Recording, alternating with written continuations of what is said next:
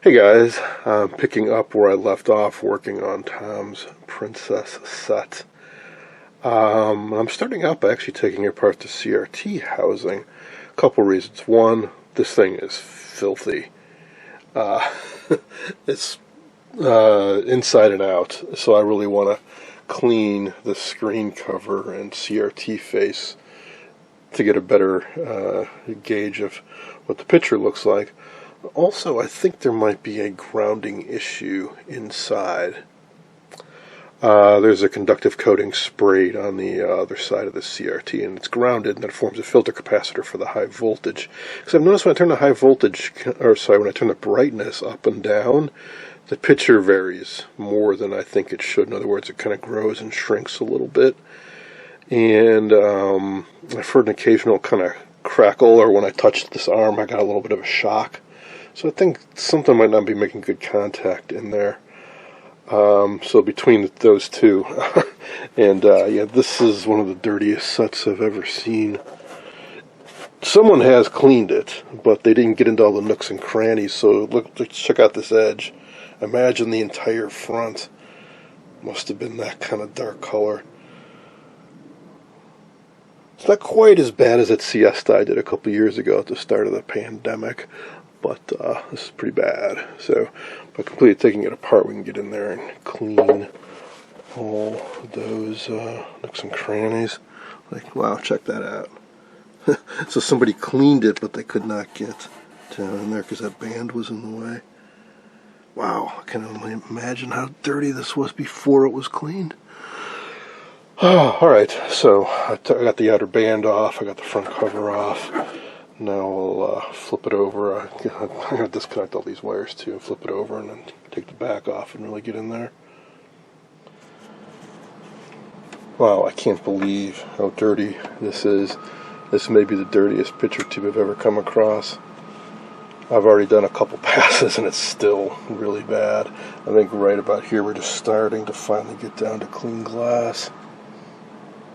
That's what I mean by the judging the picture properly, because it seemed dim to me, but I think a lot of that is because of the filthy CRT and plastic cover. I took it up a notch from Windex to simple green, and now we're finally making some progress. Yuck.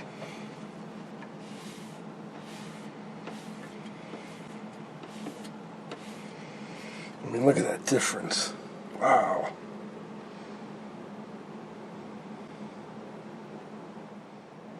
Oh, that is so much better.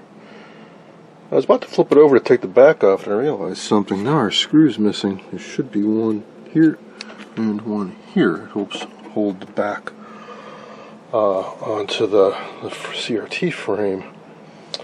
So I suspect this is not the original picture tube. Let's flip it over and find out. Oh yeah, look at that nicotine sludge.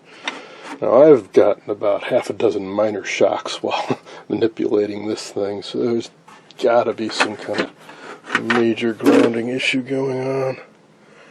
Oh my goodness. Yeah, there's a pretty major issue. There's supposed to be a wire hoop coming out of this, looping around and making firm contact against this.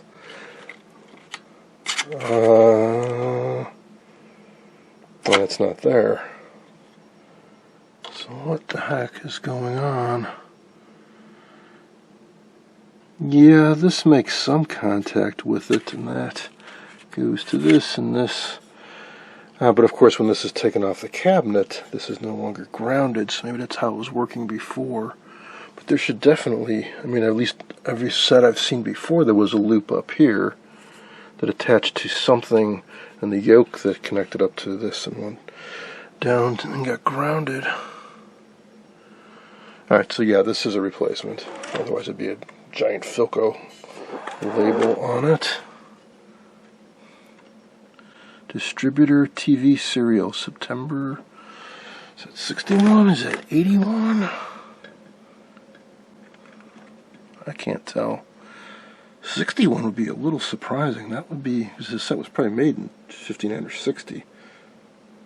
And these 17-inch pitch tubes are generally pretty reliable. But at any rate, yeah, I'll have to compare this to some of the other yokes I have. I mean, where did the hoop go? Did it break off or something?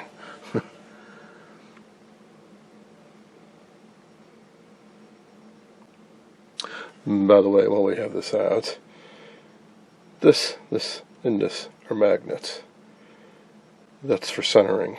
I believe this does vertical centering, horizontal centering, and it's horizontal linearity. You actually rotate these magnets, they turn. I think you gotta get a hex tool down on this guy and rotate it.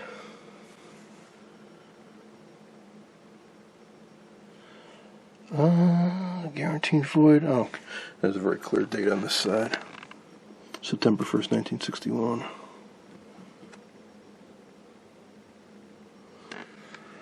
Alrighty, well, at least we know that.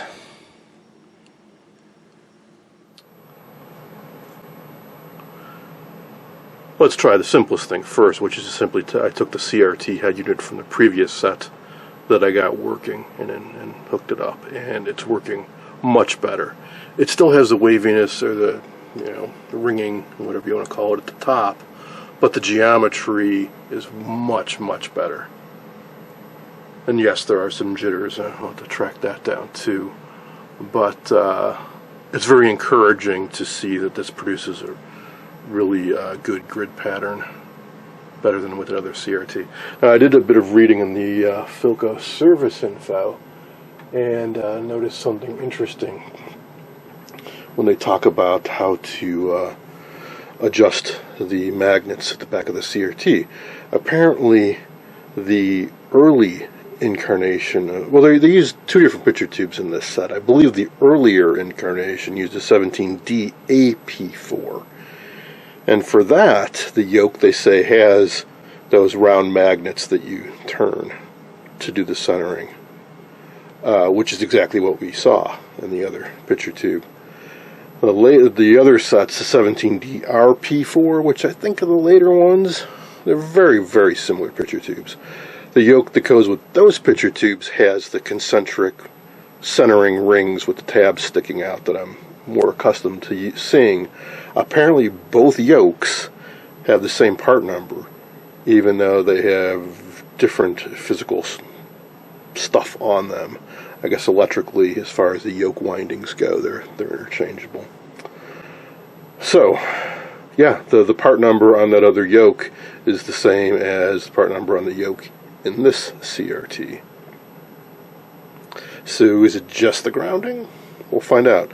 Now, as far as the grounding on the other one, if you're wondering how could it have worked at all on the set, keep in mind that the band that goes around the back of the picture tube was making contact with it, and that in turn makes contact with this base, which in turn, when it's mounted on the cabinet, rests on a metal collar which is connected to the cabinet, so it can get a ground path through that. However, you're going from the graphite coating to presume that's steel for the mounting band, down through some chrome brass plated steel on top of an aluminum collar that's attached to a painted steel cabinet.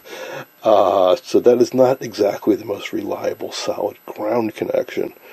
The other yokes all have a heavy wire soldered to a stiff piece of spring steel that rests against that graphite. That black wire goes down and connects up to one of these, which is then, ground. In other words, it's a solid copper connection going all the way through down to this. Much more reliable grounding. And hey, no shocks, like I was getting with the other one. Well, things are looking better. I kept at it with tweaking the horizontal ringing coil and frequency control and horizontal output control. And I got things looking pretty good. It's the matter of getting the other CRT and yoke looking as good.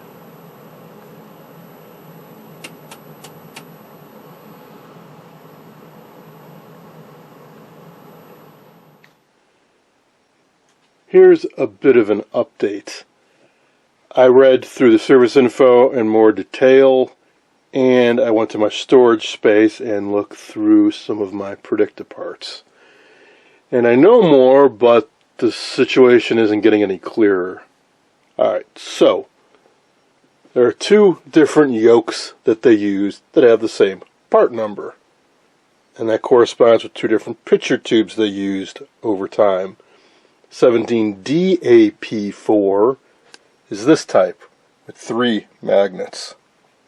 17DRP4, I have an example of one of those over here,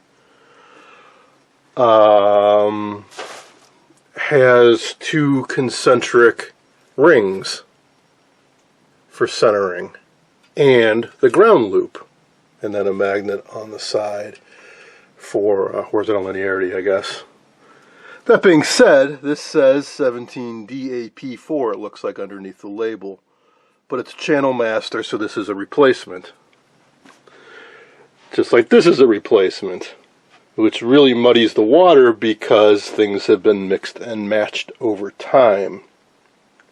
Now in my storage space, I have a damaged debutante, has a broken picture tube, but it has the same yoke. And it does not have the grounding loop. And that is the original picture tube, or was. So it seems that the original configuration for some of these sets is this, basically.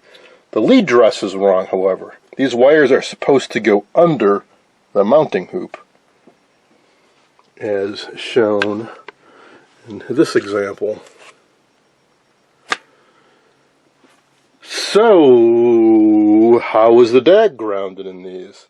Is it just it brushing up against this mounting wire, which eventually attaches to this brass-plated base, which goes on a swivel mount on the top of the chassis, which is cast aluminum and covered in grease, and that's screwed onto a painted steel cabinet, which is grounded. That seems like a really, really bad way to ground something. A lot of potential for not making very good contact between the metal surfaces. So, unfortunately, the one example I have, the picture tube is shattered. I mean, the glass is just gone. So I don't know exactly how did this and this and this all connect together. Now, I do have, of course, a bunch of other Predictas. So, do I want to start disassembling all the head units to see how they are wired up? I don't really, so I'm going to look. I've restored some of these in the past, and I always take a ton of photos. I'm going to dig through those. I'm going to ask more online and see if I can get any more insight into how this was set up. For now, I'm going to study that one and see. So this grounding loop, there's a wire soldered to it that goes underneath the yoke. I want to figure out, what does that go to? Does it attach to one of these wires in the wiring harness and go to something? If so, I'll try to reproduce that over here to get a better ground. At least so when this is off the set, we have a decent ground. Now that we have obvious geometry problems and synchronization problems, and the set works way better with this. If it comes down to it, I think I'm willing to swap out that yoke for that yoke. Now let's talk about some more positive developments. While I was in my storage space, I found a spare parts chassis that I bought a few years ago from another collector restorer. I'd never opened the box since I got it. I got sidetracked, I think, when we moved, and it's just been in my storage space ever since, still sealed in the box. Well, here it is. It's actually in really nice, complete condition. It could probably be restored. It's been partially recapped, but I need parts, so I think it's going to get parted out. It's missing a linearity control, the number one issue I've seen with all these sets, but it has a good width control, and it has an insulating wafer, so I'm going to carefully unmount this and we can use it in another set. Also, that telescoping tube shield we're missing. Here we go. Got that too. and any other stuff I might scavenge. You know, it's sad, but the reality is you cannot save them all. There aren't enough picture tubes and good screen covers and good cabinets and all the rest of it, so I will make very good use of it. Now, broken knob. I regret saying that I was going to use epoxy, because that is not what I'm going to be using. I got the tape off. I used some isopropyl alcohol, and I was happy to confirm that yes, there is no glue residue. No one has ever attempted to glue this before, so it sits in there perfectly. And it's pretty bad. So this chunk broke out, and then there's a crack running all the way down through here. I'm pretty sure I have some spares. The fine-tuning knob is one of the more common ones, because I think it was used in a number of sets. However, I want to try fixing this because I want to test this out. This is the solvent I've mentioned a few times that I'm hoping to repair some of the cracked 17-inch CRT covers with. It's really thin. It has no solids in it. It's just a pure solvent. The idea is it melts the plastic to itself. I've seen some demonstrations of guys repairing clear acrylic aquariums that had cracks, and they wicked this in, it flowed into the void of a crack, fused the plastic, evaporated, and made the crack virtually invisible. It seems a little bit too good to be true, but if I can do that on those screen covers I have that have cracks right in the middle, that would be fantastic. But if it works well and makes a strong bond, I'll take that too, because I also have some that have cracks around the edge. In fact, the set that I just got working, I'll show you in a moment, on the screen cover down at the bottom where one of the ears sticks out, it's almost broken off. I want to try fixing that. But first I want to experiment on this. And then I have a screen cover that's been completely shattered, and I just have fragments of it. I want to try gluing some of those pieces together to experiment. So this is designed for acrylic, polycarbonate, polyethylene, and terephthalate. And I believe it works pretty well on a few other, basically on thermoset type plastics. It's dichloromethane. Contains methylene chloride, trichloroethylene, methacrylate monomer. Yes, maybe it does have some stuff in it. What was that last one? Methacrylate monomer? Kind of sounds like maybe it does have some solids in it. It's not just pure solvent. Anyways, there are a number of different plastic welding type cements out there. This is just one I just happen to randomly pick, so we'll see how it goes.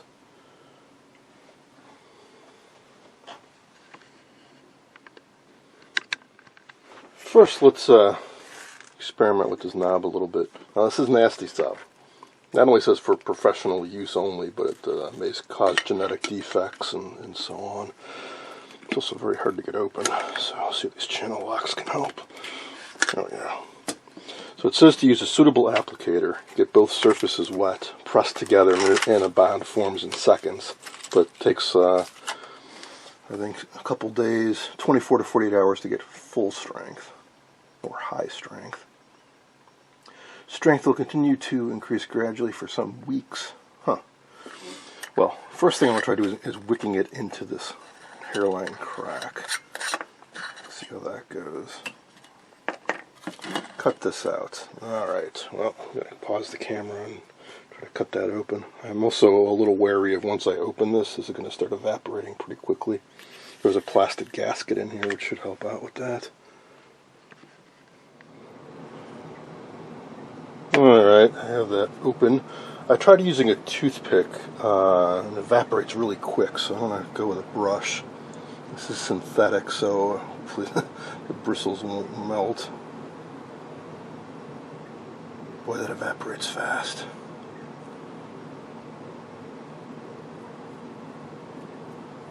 This is so dirty, it's a little hard to tell if it's flowing in there. If this was something I really was serious about fixing, I mean, if this was more visible, I was going to say I would break it open completely to flush it out with alcohol. that would damage it more, so I'm not sure. But anyways, none of this is visible from the outside once it's in the set, so I'm not really worried about that.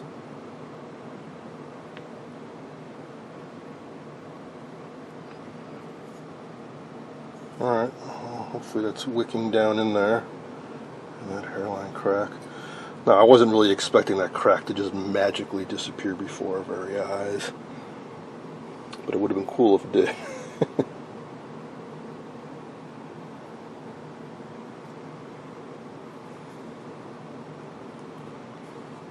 This didn't quite break through all the way to the edge, I don't think.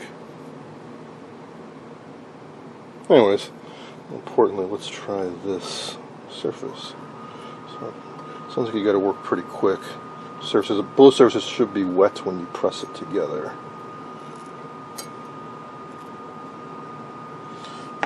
That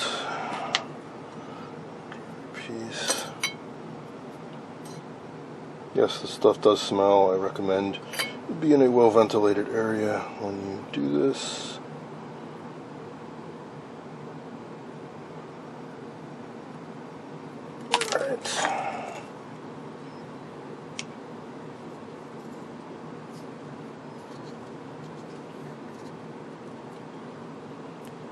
Yeah, and it's in there. Solvent is still wet. It is a super tight fit, which is nice.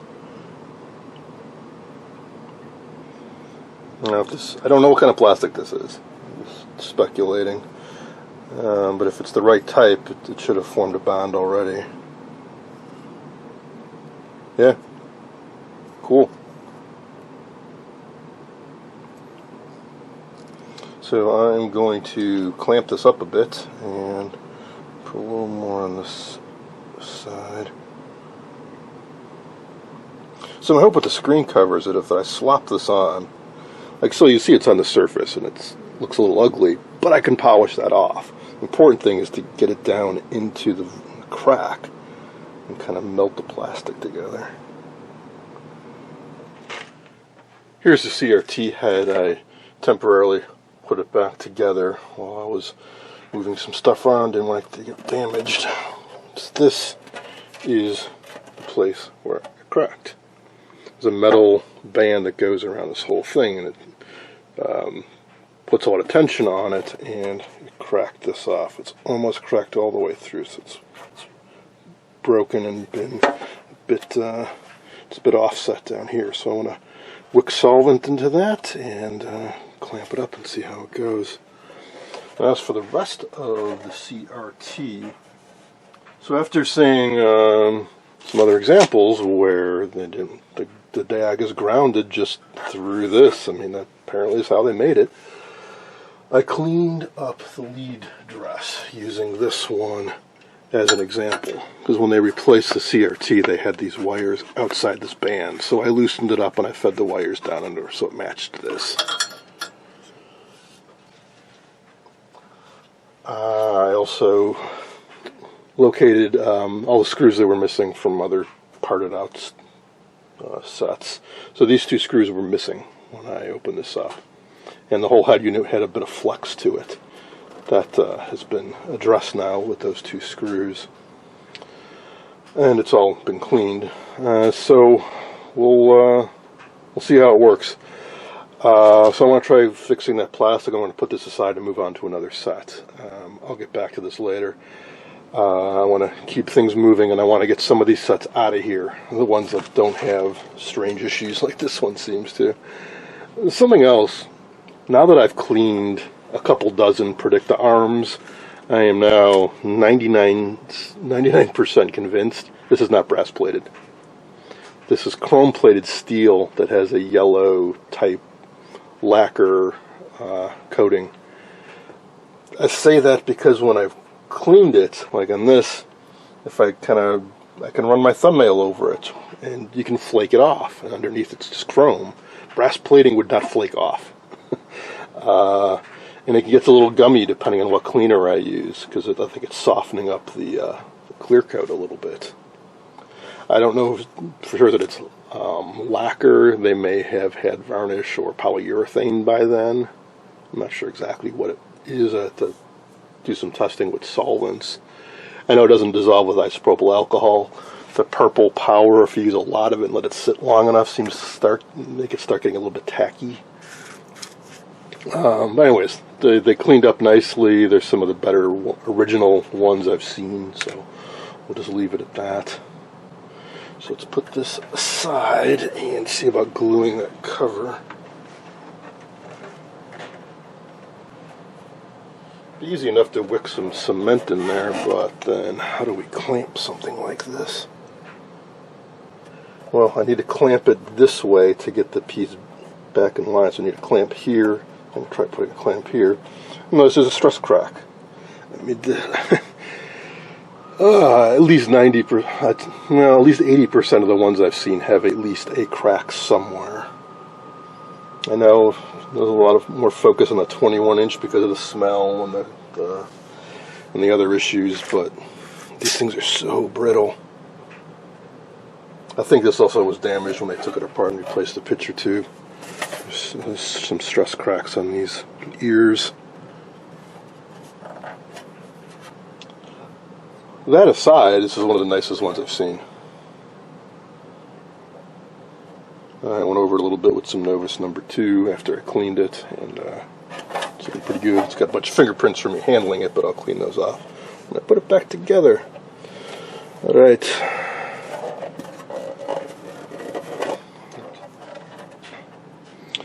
Okay, I'll let this sit for a few hours. Time to move on to another set. I think next up I'm going to do mine. I think it's the first one that we pulled the chassis on.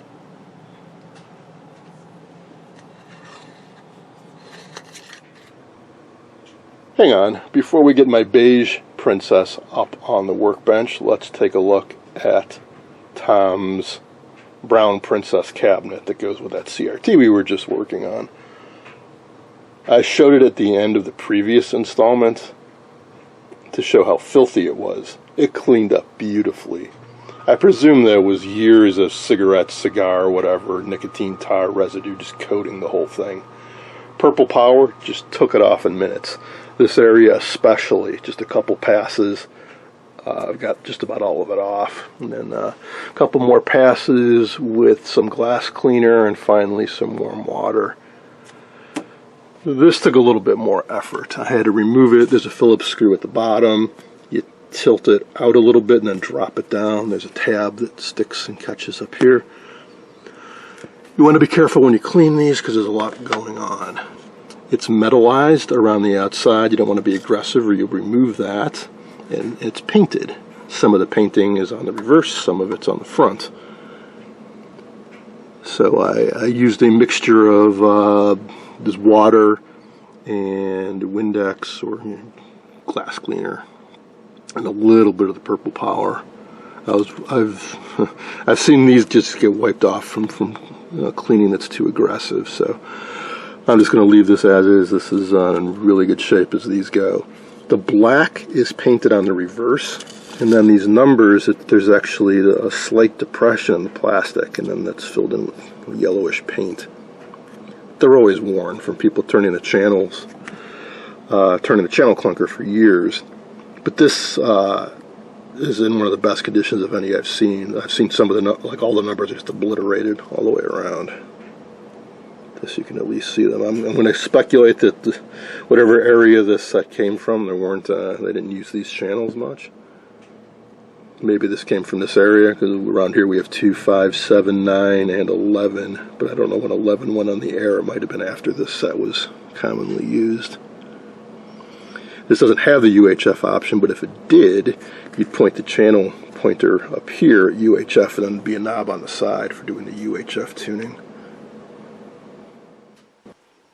It's been about 48 hours, and that plastic has fused very, very well. There are some issues though. One, this solvent instantly dissolves this paint, so you got to be really careful. Now, I was a little sloppy because I knew that this area is completely invisible from the outside of the set, so I wasn't that concerned, but it was in a more visible area. Say there was a crack anywhere around here, I'd be really paranoid. I'd want to do it from the other side and use a syringe and just very carefully get some in there. As far as the crack, like disappearing, no, not at all. But again, that wasn't really my goal with this. This was to get this strong because there's going to be some pressure on it. What I really hope, which I don't think is possible, is to eliminate a crack like that, which is a stress crack. I don't think that even comes to the surface. It's internal. But again, it's not visible, so I'm not that concerned about it. Here's the knob. It had multiple issues, the main one being that this entire piece had broken out. A crack running down this way, crack running down the entire length. It seems to be really solid now. The true test will be putting in a piece of spring steel here and pushing it against the shaft. That's the reason this popped out in the first place. This is a heavy piece of spring steel that provides tension against the shaft to keep the knob in place. If I can dig up a replacement, I'll go with it. I just wanted to see if this was possible, because there is still a visible crack here, and if I've got some spares from sets that have been parted out, I would like to give the owner a nice knob. This can be buffed out or cleaned out with some Novus. It's just some probably nicotine residue and whatnot, but this crack will be visible. So that's the kind of thing I was hoping to have disappear with the solvent when it was welding the plastic together, but that is still very visible. All the cracks are still extremely visible, which does not give me a whole lot of hope for those cracks that are visible in the visible area of the screen. I was hoping if I could just touch the solvent with a syringe tip, that capillary action would pull it into the crack, it would fuse the plastic together, and the crack would just disappear.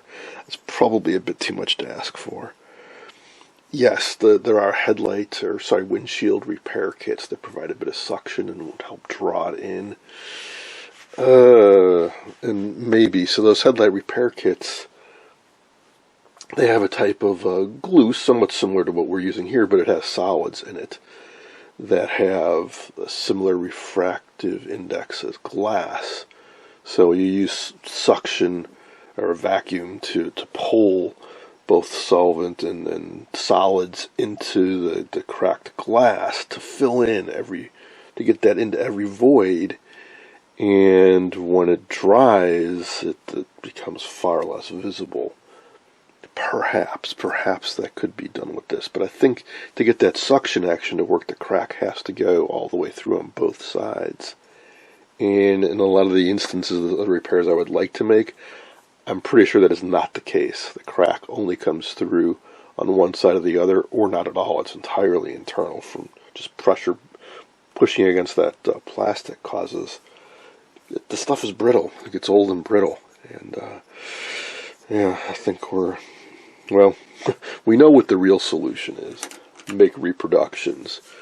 There is an ongoing effort behind the scenes, and I'm not going to talk yet about it because everything is still really in the preliminary stages right now. But with a bit of luck, a bit of effort, a lot of money, there may be reproduction screen covers available in the not too distant future. I'm going to break off here.